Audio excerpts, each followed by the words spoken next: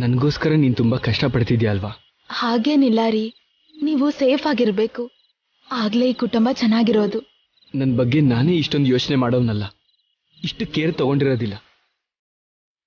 ನಾನು ಚೆನ್ನಾಗಿರ್ಲಿ ಅಂತ ನೀನು ತುಂಬ ಟ್ರೈ ಮಾಡ್ತಿದ್ಯಾ. ನಿದ್ರೆ ಆಹಾರ ಬಿಟ್ಟು ಯೋಚನೆ ಮಾಡ್ತಿದ್ಯಾ. ಈಗಾದ್ರೆ ಯಾವ ಥರ ಆಪತ್ತು ತೊಂದರೆ ಆಗದೆ ಹೊರಗೆ ಬಂದ್ವಿ. ಫ್ಯೂಚರಲ್ಲಿ ಏನೂ ಆಗ್ಬಾರ್ದು ಅಂತಾನೆ ನಾನು ಇದನ್ನೆಲ್ಲ ಮಾಡ್ತಿದ್ದೀನಿ. ಸರಿ, ನೀವು ಹೋಗಿ ಮಲ್ಕೊಳ್ಳಿ.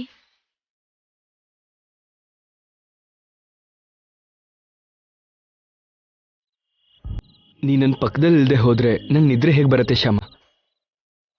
ನೀನು ಈ ಇನ್ವೆಸ್ಟಿಗೇಷನಲ್ಲಿ ಮುಳುಗಿ ನನ್ನ ಬಗ್ಗೆ ಯೋಚನೆನೇ ಮಾಡ್ತಿಲ್ಲ. ಇದೇನ್ರಿ, ನಾನು ಇದನ್ನೆಲ್ಲ ನಿಮ್ಗೋಸ್ಕರ ಅಲ್ವಾ ಮಾಡ್ತಿರೋದು? ಇಲ್ಲ ಶ್ಯಾಮ, ಈ ಪ್ರಾಸೆಸ್ ಅಲ್ಲಿ ಬಿದ್ದು ನಮ್ಮಿಬ್ಬರ ಮಧ್ಯ ಒಂದು ಗ್ಯಾಪ್ ಆಗೋಗಿದೆ, ಒಂದು ಮಿಸ್ ಆಗ್ತಾ ಇದೆ. ಏನ್ ಮಿಸ್ ಆಗ್ತಿದೆ ರೀ?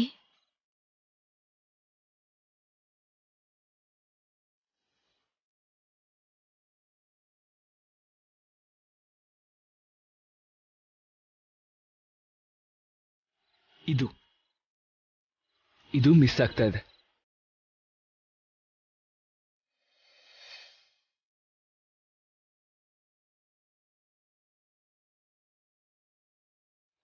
ನಮ್ಮಿಬ್ಬರ ಮಧ್ಯ ಪ್ರೀತಿ ಮಿಸ್ ಆಗ್ತಾ ಇದೆ ಶ್ಯಾಮ.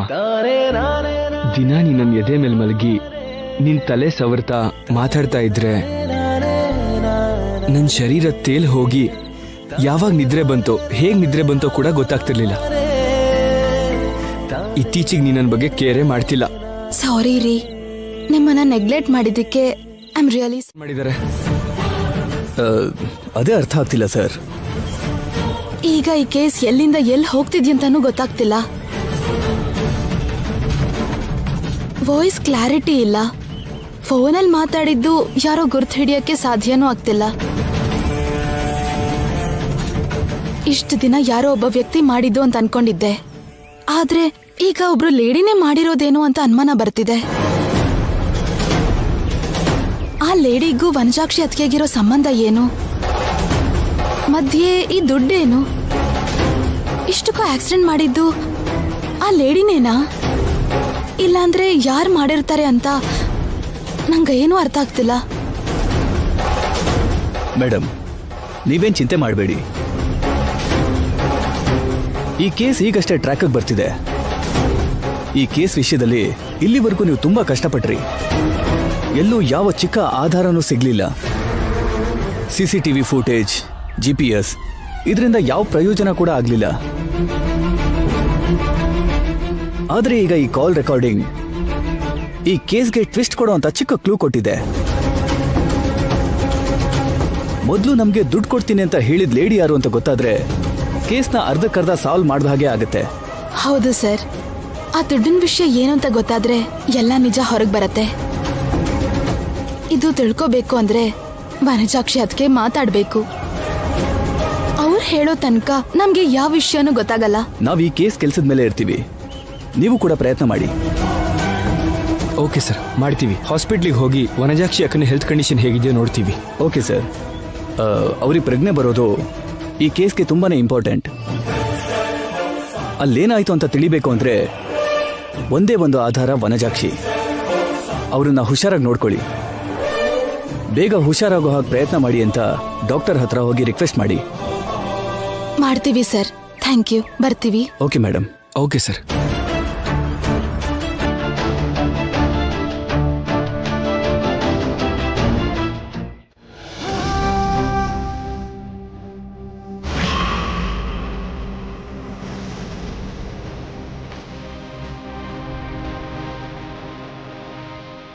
ಅದ್ಕೆ ಎದ್ದೇಳಿ, ಅದ್ಕೆ ಒಂದ್ಸಲ ಮಾತಾಡಿ. ಅದ್ಕೆ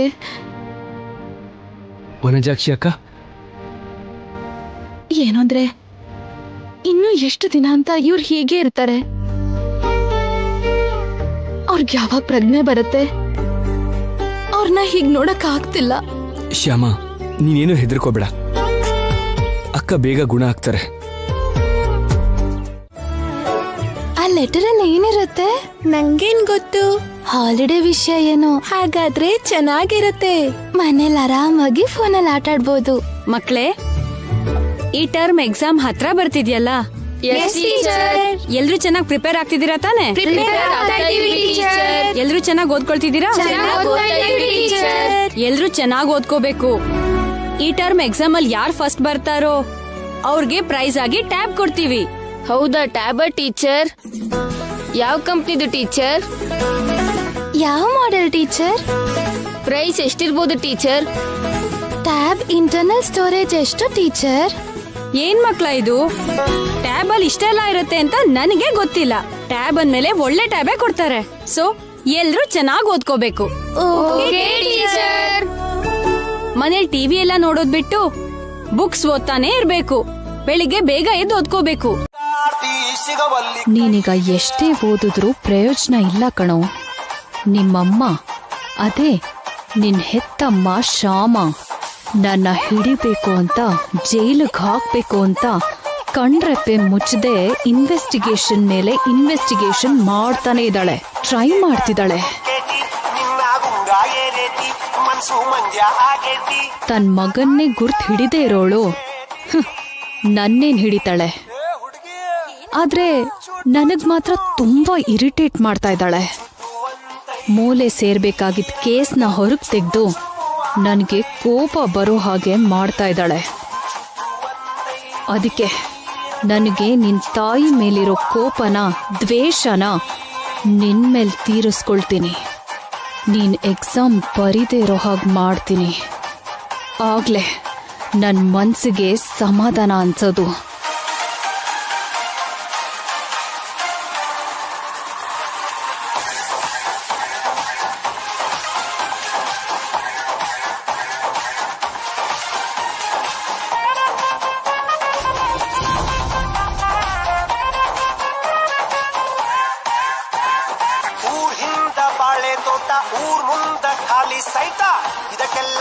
ಮೇಡಮ್, ಬನ್ನಿ ಊಟ ಮಾಡಿ. ಪರವಾಗಿಲ್ಲ, ನಾನು 1 hour ಬಿಟ್ಟು ಮಾಡ್ತೀನಿ.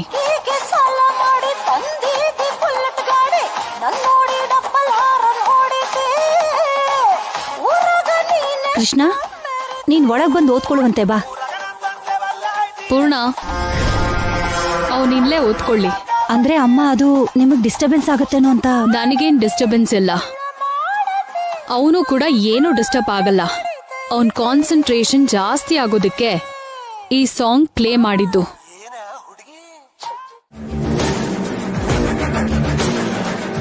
ಇವನಿನ್ನೂ ಬರ್ಲಿಲ್ವಲ್ಲ. ಸ್ಕೂಲ್ ಬಸ್ ಬರೋಕ್ಕೂ ಮೊದ್ಲೇ ಕೃಷ್ಣ ಹೊರಗಡೆ ಬರ್ಬೇಕು. ಆಗ್ಲೇ ನನ್ನ ಪ್ಲಾನು ವರ್ಕ್ ಆಗೋದು.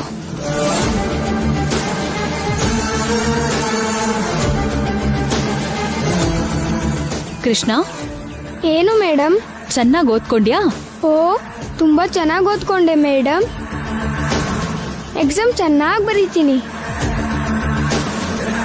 ಯಾವ ಕ್ವಶನ್ ಆದ್ರೂ ಆನ್ಸರ್ ಕರೆಕ್ಟಾಗೇ ಬರೀತೀನಿ. ನೋಡ್ತಾ ಇರಿ ಮೇಡಮ್, ಈ ಎಕ್ಸಾಮ್ ಕೂಡ ನಾನೇ ಫಸ್ಟ್ ರ್ಯಾಂಕ್ ಬರೋದು. ಅಷ್ಟು ಮೆರಿಬೇಡ್ವೋ. ನೀನಿವತ್ತು ಸ್ಕೂಲ್ಗೆ ಹೋಗಲ್ಲ. ನನ್ನಿಂದ ನಿನ್ನ ಯಾವ ಕೃಷ್ಣ ಕಾಪಾಡ್ತಾನೋ ನಾನು ನೋಡ್ತೀನಿ. ಮೇಡಮ್, ನನ್ನ ಎಕ್ಸಾಮ್ ಚೆನ್ನಾಗಿ ಬರೀಲಿ ಅಂತ ಆಲ್ ದ ಬೆಸ್ಟ್ ಹೇಳಿ.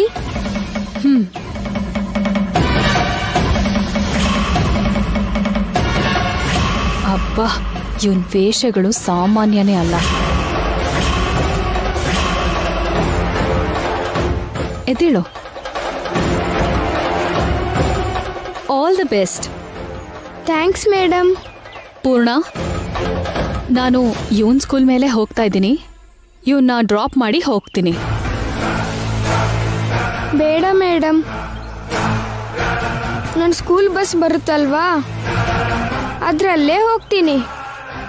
ಪರವಾಗಿಲ್ಲ, ನಿನ್ ಬಸ್ಗಿಂತ ಮುಂಚೆನೆ ಸ್ಕೂಲ್ಗೆ ಬಿಡ್ತೀನಿ. ಕೃಷ್ಣ, ಮೇಡಮ್ ಹೇಳ್ತಿದಾರಲ್ಲಪ್ಪ.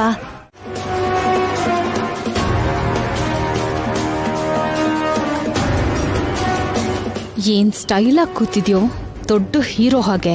ನೀನಿವತ್ತು ಎಕ್ಸಾಮ್ ಹೇಗ್ ಬರೀತ್ಯೋ ನಾನು ನೋಡ್ತೀನಿ. ಏನ್ ಮೇಡಮ್ ಈ ಕಡೆ ಬಂದ್ರಿ? ನಮ್ಮ ಸ್ಕೂಲ್ ಇರೋದು ಆ ಕಡೆ, ಈ ಕಡೆ ಅಲ್ಲ. ಅದ್ ನನಗ್ ಗೊತ್ತಿಲ್ವಾ? ನೀನ್ ಮೊದ್ಲು ಹುಟ್ಟಿರೋದಾ ಅಥವಾ ನಾನಾ? ನಂಗೆ ಈ ಕಡೆ ಎಂದು ಕರ್ಕೊಂಬಂದ್ರಿ ಮೇಡಮ್? ನನ್ಗಿಲ್ ಸ್ವಲ್ಪ ಕೆಲ್ಸ ಇದೆ. ಅಲ್ಲಿ ಕೆಲ್ಸ ಆದ್ಮೇಲೆ ನಿನ್ನ ಸ್ಕೂಲ್ ಹತ್ರ ಬಿಡ್ತೀನಿ. ನನ್ನ ಎಕ್ಸಾಮ್ ಮೇಡಮ್. ಏನ್ ಎಕ್ಸಾಮೋ? ಅದೇನಾದ್ರೂ IAS IPS? ಚಿಕ್ಕ ಪರೀಕ್ಷೆಗೆ ಯಾಕೆ ಇಷ್ಟು ಒದ್ದಾಡ್ತಿರೋದು? ಚಿಕ್ಕ ಪರೀಕ್ಷೆ ಆದ್ರೂ ನಂಗೆ ಇಂಪಾರ್ಟೆಂಟ್ ಅಲ್ವಾ ಮೇಡಮ್? ನಂದು ಇಂಪಾರ್ಟೆಂಟ್ ಕೆಲ್ಸನೇ. ಏನ್ ಕೆಲಸ ಮೇಡಮ್? ಎಲ್ಲ ನಿನಗೆ ಹೇಳ್ಬೇಕಾ ಏನು? ಹೇಳಿದ್ರು ಅರ್ಥ ಮಾಡ್ಕೊಳ್ಳೋ ವಯಸ್ಸ ನಿಂದು. ನಿನ್ನ ಟೈಮ್ ಕರ್ಕೊಂಡು ಹೋಗ್ಬಿಡ್ತೀನಿ. Don't worry. ಸರಿ ಮೇಡಮ್.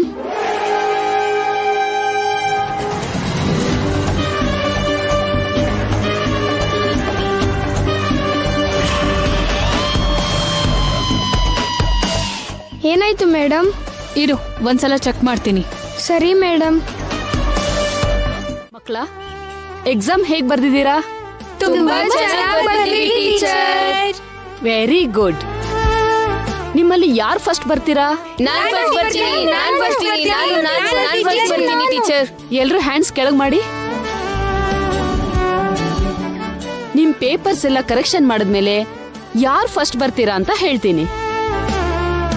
ನಾಳೆ ನವೆಂಬರ್ 14th ಅಂದ್ರೆ ಚಿಲ್ಡ್ರನ್ಸ್ ಡೇ. ನಾಳೆ ಮಕ್ಕಳಿಗೆಲ್ಲ ಸ್ಪೆಷಲ್ ಡೇ.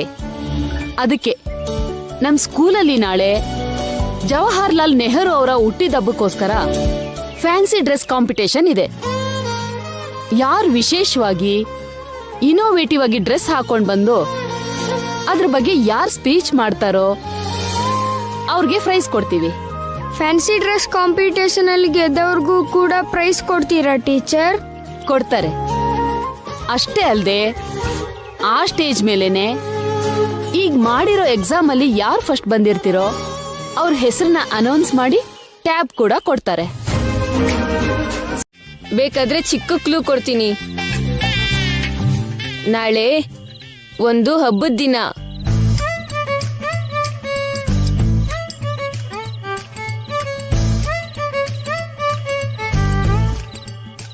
ನಮಗ್ ಗೊತ್ತಿಲ್ದೇ ಇರೋ ಹಬ್ಬ ಇದೆಯಾ? ನಿಮ್ಗೂ ಗೊತ್ತು ಅಜ್ಜಿ, ಮಕ್ಳು ಹಬ್ಬ. ನೀವು ಕೂಡ ಚಿಕ್ಕವರಾಗಿದ್ದಾಗ ಮಾಡಿದ್ರು.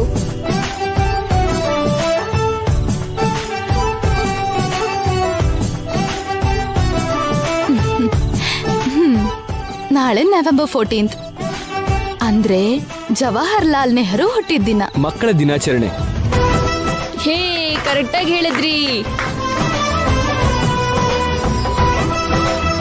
ನಾವು ಓದ್ತಿರುವಾಗ ಮಕ್ಕಳ ದಿನಾಚರಣೆ ಪ್ರಯುಕ್ತ ನಮ್ ಸ್ಕೂಲಲ್ಲಿ ಎಷ್ಟೋ ಆಟದ ಸ್ಪರ್ಧೆ ಇರ್ತಾ ಇತ್ತು. ಅದರಲ್ಲಿ ನಾನು ಪಾಲ್ಗೊಂಡು ಎಲ್ಲದರಲ್ಲೂ ಫಸ್ಟ್ ಪ್ರೈಸ್ ತಗೋತಾ ಇದ್ದೆ.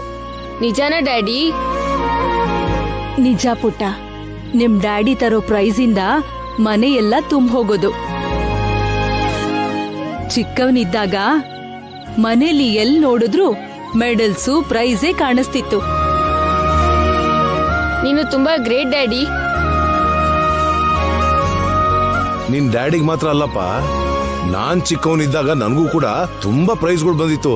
ಹಾಗಾದ್ರೆ ನೀನು ಗ್ರೇಟ್ ತಾತ. ನಾಳೆ ನಿಮ್ ಸ್ಕೂಲಲ್ಲಿ ಏನಾದ್ರೂ ಸ್ಪೆಷಲ್ ಇದೆಯಾ? ನಾಳೆ ಸ್ಕೂಲಲ್ಲಿ ಡ್ರೆಸ್ಸಿಂಗ್ ಕಾಂಪಿಟೇಷನ್ ಇದೆ ಮಮ್ಮಿ. ಸ್ಪರ್ಧೆಲಿ ಗೆದ್ದವ್ರಿಗೆ ಪ್ರೈಸ್ ಕೂಡ ಕೊಡ್ತಾರಂತೆ. ನಾಳೆ ನಾನು ಯಾವ ಡ್ರೆಸ್ ಹಾಕೊಳ್ಳಿ? ಯಾವ ಡ್ರೆಸ್ ಚೆನ್ನಾಗಿರುತ್ತೆ?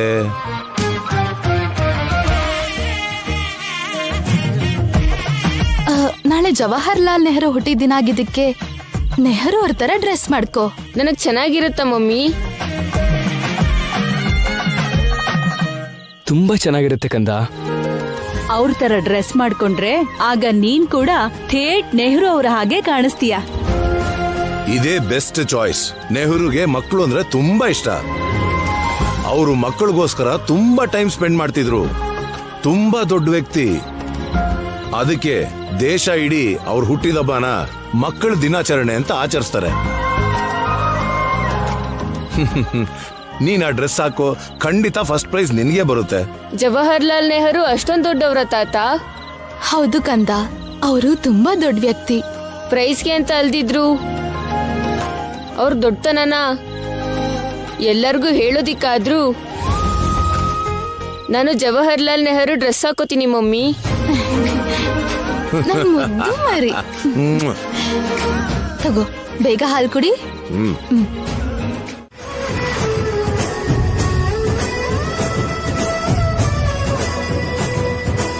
ನಮ್ ದೇಶಕ್ಕೆ ದಿಕ್ಕು ತೋರಿಸಿದ ಮಹಾನುಭಾವ ಗಾಂಧೀಜಿ. ಅವ್ರನ್ನ ರಾಷ್ಟ್ರಪಿತ ಅಂತಾರೆ. ಗಾಂಧಿ ಅವ್ರು ಮಾಡಿರೋ ಎಷ್ಟೋ ಹೋರಾಟದಲ್ಲಿ ಉಪ್ಪಿನ ಸತ್ಯಾಗ್ರಹ ಒಂದು. ಈ ಹೋರಾಟ ನಮ್ ದೇಶದ ಸ್ವಾತಂತ್ರ್ಯ ಹೋರಾಟದಲ್ಲಿ ಎಷ್ಟೋ ಮುಖ್ಯವಾದ ಪಾತ್ರ ವಹಿಸಿತ್ತು. ಅವರು ಸತ್ಯ, ಶಾಂತಿ, ಅಹಿಂಸೆ ಮಾರ್ಗದಲ್ಲಿ ನಡೆದು ನಮ್ಗೆ ಸ್ವಾತಂತ್ರ್ಯ ತಂದು ಕೊಡೋಕೆ ಎಷ್ಟು ಕಷ್ಟಪಟ್ರು. ನಮ್ ಗಾಂಧೀಜಿ ಹಾಗೆ ನಾವು ಕೂಡ ಸತ್ಯ, ಶಾಂತಿ, ಅಹಿಂಸೆ ಮಾರ್ಗದಲ್ಲಿ ನಡೆದು ನಮ್ ದೇಶದ ಭವಿಷ್ಯನ ಕಾಪಾಡಬೇಕು.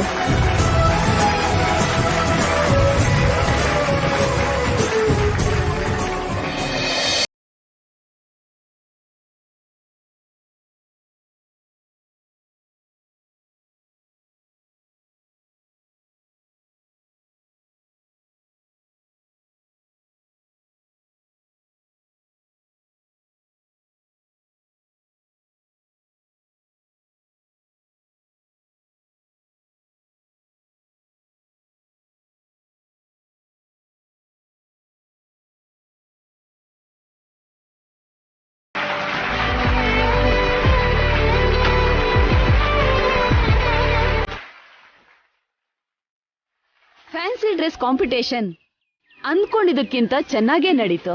ಮಕ್ಕಳೆಲ್ಲ ಅವ್ರ ಪ್ರತಿಭೆನ ಚೆನ್ನಾಗೇ ತೋರ್ಸಿದ್ರು. ಈಗ ಪ್ರೈಸ್ಗಳನ್ನ ಕೊಡಲಾಗುತ್ತೆ. ಈ ಕಾಂಪಿಟೇಷನ್ ಅಲ್ಲಿ ಗೆದ್ದವ್ರಿಗೆ ನಮ್ ಪ್ರಿನ್ಸಿಪಲ್ ಕೈಯಿಂದ ಪ್ರೈಸ್ ತಗೋತಾರೆ. Please sir.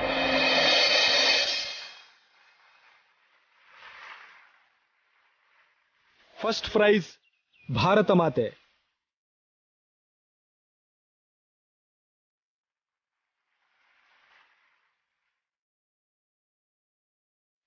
Second prize Subhash Chandra Bose.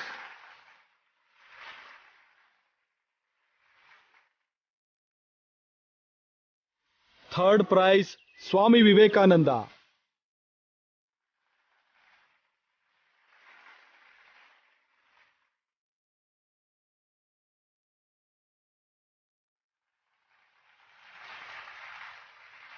Krishna Vihari, ಇಬ್ರು ಬನ್ನಿ.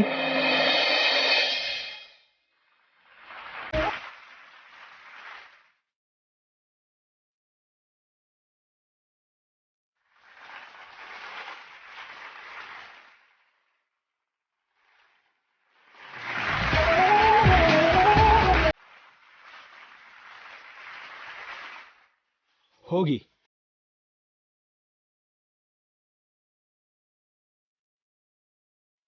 ಮಕ್ಕಳಿಗೆ ಈ ವರ್ಷ ಆಗಿರೋ ಎಕ್ಸಾಮ್ ಅಲ್ಲಿ ಫಸ್ಟ್ ರ್ಯಾಂಕ್ ಬಂದವರಿಗೆ ಆ ಕೃಷ್ಣ, ನಮ್ಮಮ್ಮ, ನೀವು ಶ್ಯಾಮಮ್ಮ, ನೀವೆಲ್ಲರೂ ಜೊತೆ ಇರುವಾಗ ಯಾವಾಗ್ಲೂ ನಾನೇ ಫಸ್ಟ್ ಬರೋದು. ಈ ತರ ಪ್ರೈಸು ಎಲ್ಲ ನಾನೇ ತಗೋತೀನಿ. ಅವ್ರು ಮಾತ್ರ ಇದ್ರೆ ಸಾಕಾ? ನಾನ್ ಬೇಡ್ವಾ? ನೀವು ಕೂಡ ಸರ್. ಹಾಗೆ ಶ್ಯಾಮಮ್ಮ, ನೀವು ಬೇರೆ ಬೇರೆ ಇಲ್ಲ ಅಲ್ವಾ ಸರ್? ಇಬ್ರು ಒಂದೇ. ಏನ್ ಕೃಷ್ಣ? ನೀವು ತುಂಬಾ ಗ್ರೇಟ್ ಸರ್. ಯಾಕೆ ಕೃಷ್ಣ? ನೀವು ನಂಗೆ ಪರಿಚಯ ಆಗಿರ್ಲಿಲ್ಲ ಅಂದ್ರೆ ಇವತ್ತಿಗೂ ನಾನು ಇಲ್ಲಿ ಇರ್ತಾನೆ ಇರ್ಲಿಲ್ಲ. ಇಷ್ಟು ದೊಡ್ಡ ಸ್ಕೂಲಲ್ಲಿ ನಾನು ಓದ್ತಾನೆ ಇರ್ಲಿಲ್ಲ.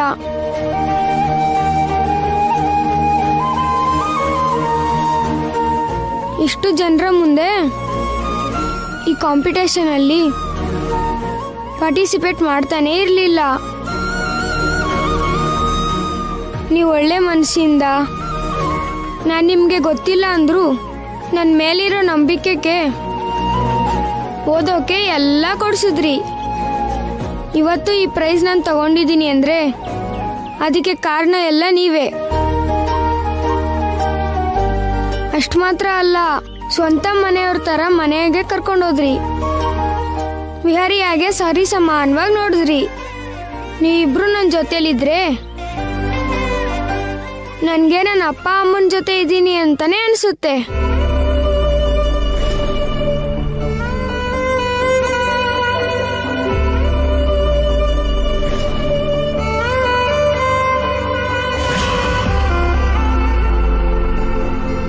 ಹೌದಾ ಕೃಷ್ಣ? ಹೌದು ಶ್ಯಾಮಮ್ಮ. ನೀವು ಅಷ್ಟೇ ಕೇರ್ ತಗೊಂಡ್ರಿ. ಕೃಷ್ಣ, ನೀನ್ ಇಷ್ಟು ಚಿಕ್ಕ ವಯಸ್ಸಿಗೆ ಇಷ್ಟು ಚೆನ್ನಾಗಿ ಹೇಗ್ ಮಾತಾಡ್ತೀಯಾ? ಇವನ್ ಹೇಳ್ತಿರೋದು ನಿಜನೇ ಅಲ್ವಾ ಮೇಡಮ್? ನಿಮ್ ದಯೆಯಿಂದನೇ ಇವತ್ತು ಇಷ್ಟು ಹೆಸರು ಬಂದಿರೋದು. ನಿಮಗೆ ಯಾವತ್ತೂ ಋಣಿಯಾಗಿರ್ತೀವಿ. ಮೇಡಮ್, ನಿಮ್ಮಿಬ್ರು ಮಕ್ಕಳು ಈ ಗೆಟಪ್ ಅಲ್ಲಿ ತುಂಬಾ ಚೆನ್ನಾಗಿ ಕಾಣಿಸ್ತಿದ್ದಾರೆ. ಮುಖ್ಯವಾಗಿ ನಿಮ್ ಮಗ ಕೃಷ್ಣ ಗಾಂಧಿ ಗೆಟಪ್ ಅಲ್ಲಿ ಪಕ್ಕ ಗಾಂಧಿ ತಾತನ್ ತರನೇ ಕಾಣಿಸ್ತಿದ್ದಾನೆ. ಯಾಕೆ ಮೇಡಮ್ ನಗ್ತಾ ಇದ್ದೀರಾ? ನೀವ್ ಹೇಳಿದ್ದಕ್ಕೆ ನಗು ಬಂತು. ನನ್ ಮಗ ವಿಹಾರಿ, ಕೃಷ್ಣ ಪೂರ್ಣನ್ ಮಗ. ಸಾರಿ ಮೇಡಮ್, ನಾನು ತಪ್ಪಾಗಿ ತಿಳ್ಕೊಂಡ್ಬಿಟ್ಟೆ. ಪರವಾಗಿಲ್ಲ ಬಿಡಿ, ನೀವೇ ಅಲ್ಲ.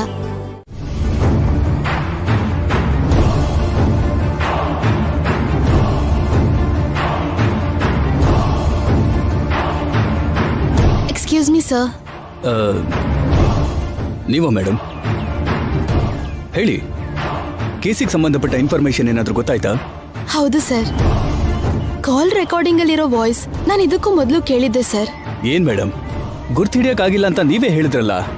ಅವತ್ ಗುರ್ತು ಸಿಗ್ಲಿಲ್ಲ ಸರ್. ನಾನು ಯೋಚನೆ ಮಾಡ್ದ ಹಾಗೆ ನನ್ ನೆನ್ಪಾಯ್ತು. ಓ, ಯಾರವರು? ಏನೋ ಗೊತ್ತಿಲ್ಲ ಸರ್, ಆದ್ರೆ ಈ ಸ್ಟೇಷನ್ ಅಲ್ಲೇ ಅವ್ರ ವಾಯ್ಸ್ ಕೇಳಿದ್ದು. ಏನ್ ಮೇಡಮ್ ನೀವ್ ಹೇಳೋದು? ನಿಜಾನೇ ಸರ್. ನಾನು ಅವತ್ತು ಇನ್ಕಮ್ ಟ್ಯಾಕ್ಸ್ ಆಫೀಸ್ ಇಂದ CCTV ಫುಟೇಜ್ ತಂದು ನಿಮಗ್ ತೋರಿಸಿದಾಗ, ಅದನ್ನ ಎಕ್ಸ್ಪ್ಲೇನ್ ಮಾಡ್ತಿದ್ದಾಗ ನನ್ನ ಹಿಂದೆಯಿಂದ ಸೇಮ್ ಆ ವಾಯ್ಸ್ ಕೇಳಿಸ್ತು. ಕನ್ಫರ್ಮಾ ಮೇಡಮ್?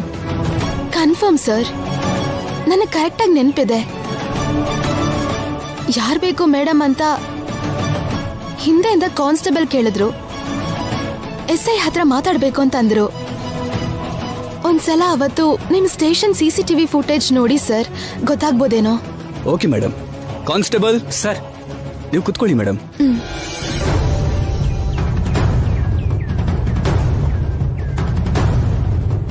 ಸರ್, ವನಜಾಕ್ಷಿ ಕೇಸಿಗೆ ಸಂಬಂಧಪಟ್ಟಿರೋ CCTV ಫುಟೇಜ್ ತಗೊಂಡ್ ಬನ್ನಿ. ಸರಿ ಸರ್.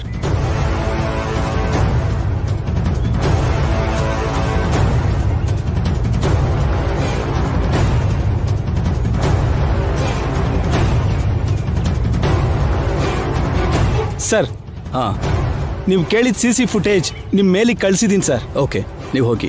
Okay sir. ಈ ವಾಯ್ಸು ವನಜಾಕ್ಷಿ ಜೊತೆ ಫೋನಲ್ಲಿ ಮಾತಾಡಿರುವಂತ ವಾಯ್ಸ್ ಮ್ಯಾಚ್ ಆಗುತ್ತೋ ಇಲ್ವೋ ನೋಡ್ತೀನಿ.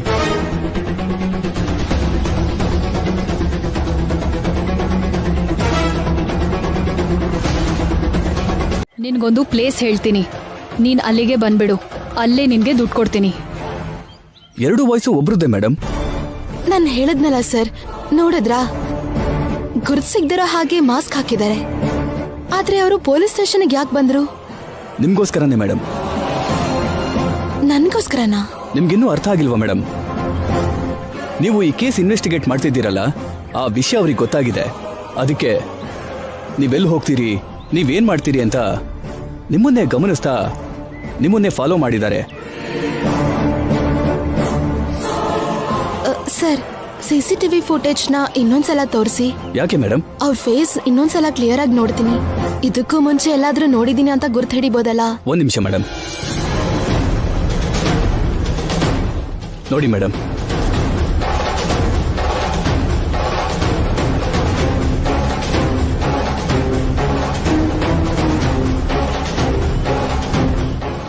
ಸರ್, ನಾನು ಇವ್ರ ಹತ್ರ ಮಾತಾಡಿದ್ದೀನಿ. ಮಾತಾಡಿದ್ರ?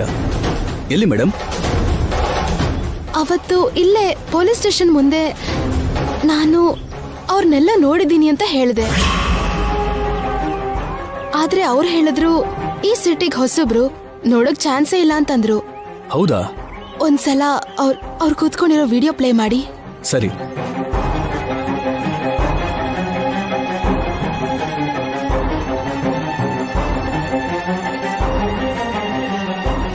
Sir, stop. ಏನಾಯ್ತು ಮೇಡಮ್? ಹೇಳ್ತೀನಿ ಸರ್, ಸ್ವಲ್ಪ ಪ್ಲೇ ಮಾಡಿ. ಓಕೆ.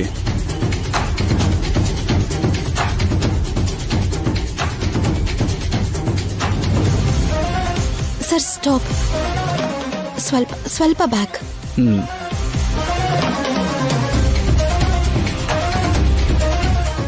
ಒಂದ್ಸಲ ಸ್ಲೋ ಮೋಷನ್ ಅಲ್ಲಿ ಪ್ಲೇ ಮಾಡಿ. ಸರಿ.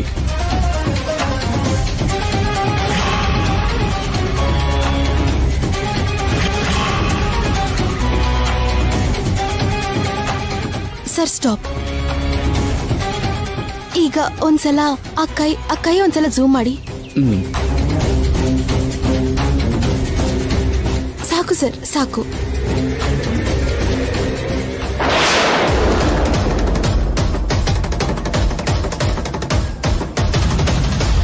ಸರ್, ಅವ್ರ ಕೈಯಲ್ಲಿ ಟ್ಯಾಟೂ ಇದೆ. ಹೌದು ಮೇಡಮ್. ನಾನು ಈ ಟ್ಯಾಟೂನ ಎಲ್ಲೋ ನೋಡಿದೀನಿ ಸರ್. ನೀವು ನೋಡಿದ್ದೀರಾ? ಹೌದು ಸರ್, ನೋಡಿದೀನಿ. ಆದ್ರೆ ಎಲ್ಲಿ ನೋಡಿದೀನಿ ಅಂತ ಪರ್ಟಿಕ್ಯುಲರ್ ಆಗಿ ನೆನಪಾಗ್ತಿಲ್ಲ. ಕಮಾನ್ ಮೇಡಮ್, ಥಿಂಕ್ ಮಾಡಿ. ಎಲ್ಲಿ ನೋಡಿದ್ರೋ ನೆನಪು ಮಾಡ್ಕೊಳ್ಳಿ.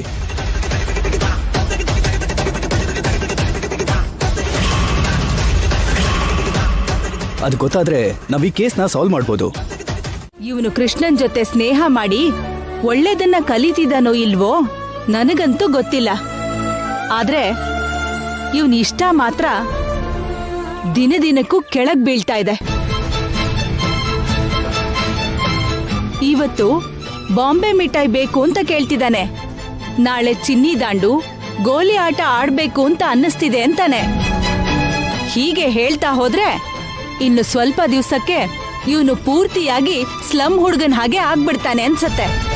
ಅತ್ತೆ, ನೀವ್ ಅನ್ಕೊಂಡ್ ಹಾಗೇನೂ ನಡೆಯಲ್ಲ. ಕೃಷ್ಣ ಒಳ್ಳೆ ಹುಡುಗ, ಅವನು ಚೆನ್ನಾಗೇ ಓದ್ತಾನೆ. ಕೃಷ್ಣನ್ ಜೊತೆ ಫ್ರೆಂಡ್ಸ್ ಆದಾಗಿಂದ ಇವನು ಚೆನ್ನಾಗೇ ಓದ್ತಿದ್ದಾನಲ್ವಾ ಅತ್ತೆ? ಹೌದಮ್ಮ, ವಿದ್ಯೆ ಬರ್ತಿದೆ. ಅದ್ರ ಜೊತೆಗೆ ಬೇರೆ ಕೆಟ್ಟ ವಿದ್ಯೆನೂ ಚೆನ್ನಾಗ್ ಬರ್ತಿದೆ. ಆದ್ರೆ ನೀವು ನನ್ನ ಮಾತನ್ನ ಎಡಕಿವಿಲ್ ಕೇಳಿಸ್ಕೊಂಡು ಏನೋ ನೆಪ ಹೇಳಿ ಇವನ್ನ ಅಲ್ಲಿ ಕಳಿಸ್ತೀರಾ, ಇಲ್ಲ ಅವನನ್ನೇ ಇಲ್ಲಿ ಕರೆಸ್ತೀರಾ. ನೀವಿಬ್ರು ಕೃಷ್ಣ ಕೃಷ್ಣ ಅಂತ ಅವನ್ನ ಹೆತ್ತ ತಂದೆ ತಾಯಿ ಹಾಗೆ ಇಷ್ಟಪಡ್ತಿದ್ದೀರಾ, ಪ್ರೀತಿಸ್ತಿದ್ದೀರಾ. ಆ ಕೃಷ್ಣ ನಿಮ್ ಮುಂದೆ ಇದ್ರೆ ನಿಮ್ ಹೆತ್ತ ಮಗನ್ ಕೂಡ ಮರ್ತ್ ಬಿಡ್ತೀರಾ. ಬೇರೆಯವ್ರ ಮಗನ್ ಮೇಲೆ ನಿಮ್ಗೆ ಯಾಕಮ್ಮ ಇಷ್ಟೊಂದು ಪ್ರೀತಿ?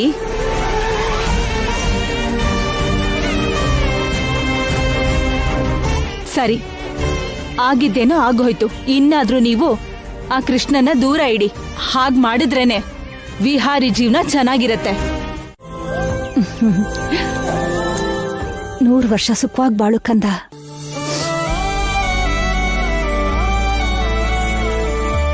ಏನಮ್ಮ, ಯಾಕೆ ಅಳ್ತಾ ಇದೀಯಾ? ಏನಿಲ್ಲ ಕಂದ. ನಂಗೆ ಹೇಳಲ್ವಾ ಅಮ್ಮ? ಸಾರಿ ಕಂದ. ಸಾರಿ ಯಾಕಮ್ಮ? ನೀನ್ ಹುಟ್ಟಿದ್ದಬ್ಬಕ್ಕೂ ಕೂಡ ಒಂದು ಹೊಸ ಡ್ರೆಸ್ ಕೊಡ್ಸೋದಕ್ಕಾಗ್ತಾ ಇಲ್ಲ. ನೀನ್ ಯಾವ ಆಸೆನೂ ತೀರ್ಸೋದಕ್ ನನ್ ಕೈಲಿ ಆಗ್ತಿಲ್ಲ ಕಂದ. ಕೊನೆ ಪಕ್ಷ ಒಂದು ಕೇಕ್ ಕೂಡ ಕಟ್ ಮಾಡ್ಸಕ್ಕಾಗ್ತಿಲ್ಲ. ನೀನ್ ನನ್ನ ಹೋಟೆಲ್ ಹುಟ್ಟೋ ಬದಲು ಶ್ರೀಮಂತರ ಹೋಟೆಲ್ ಹುಟ್ಟಿದಿದ್ರೆ ನಿನಗೆಲ್ಲ ಸಿಗ್ತಾ ಇತ್ತು. ನಿನ್ ಬುದ್ಧಿಗೆ ತಿಳುವಳಿಕೆಗೆ ಮಹಾರಾಜನ್ ಥರ ಇರ್ತಿದ್ದೆ. ತುಂಬಾ ದೊಡ್ಡ ವ್ಯಕ್ತಿಯಾಗಿ ತುಂಬಾ ಜನಕ್ಕೆ ಸಹಾಯ ಮಾಡೋನಾಗಿರ್ತಿದ್ದೆ. ನೀ ನನ್ನ ಹೋಟೆಲ್ ಹುಟ್ಟಿದ್ದು ನನ್ನ ಅದೃಷ್ಟ, ಆದ್ರೆ ಅದು ನಿನ್ ದುರಾದೃಷ್ಟ ಕಂದ. ಅಮ್ಮ, ನೀನ್ ಬೇಜಾರು ಮಾಡ್ಕೋಬೇಡ ಅಮ್ಮ. ನಾನ್ ಕೂಡ ನಿನ್ನಾಗೆ ತುಂಬಾ ಅದೃಷ್ಟವಂತ. ನನ್ನ ಪ್ರೀತಿಯಿಂದ ನೋಡ್ಕೊಳಕ್ಕೆ ನನ್ನ ಅಮ್ಮ ಇದಾರಲ್ವಾ,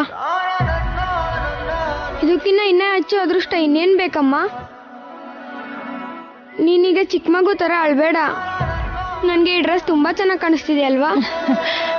ತುಂಬಾ ಚೆನ್ನಾಗಿದೆ ಕಂದ, ತುಂಬಾ ಚೆನ್ನಾಗಿದೆ. ನನ್ ಬಂಗಾರ ನೀನು.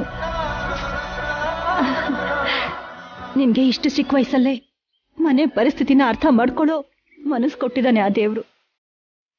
ನೀನ್ ಯಾವಾಗ್ಲೂ ಸಂತೋಷವಾಗಿರ್ಬೇಕು, ಚೆನ್ನಾಗಿ ಓದಬೇಕು. ಸರಿ ಅಮ್ಮ. ಹಾ ತಗೋ ಕೃಷ್ಣ.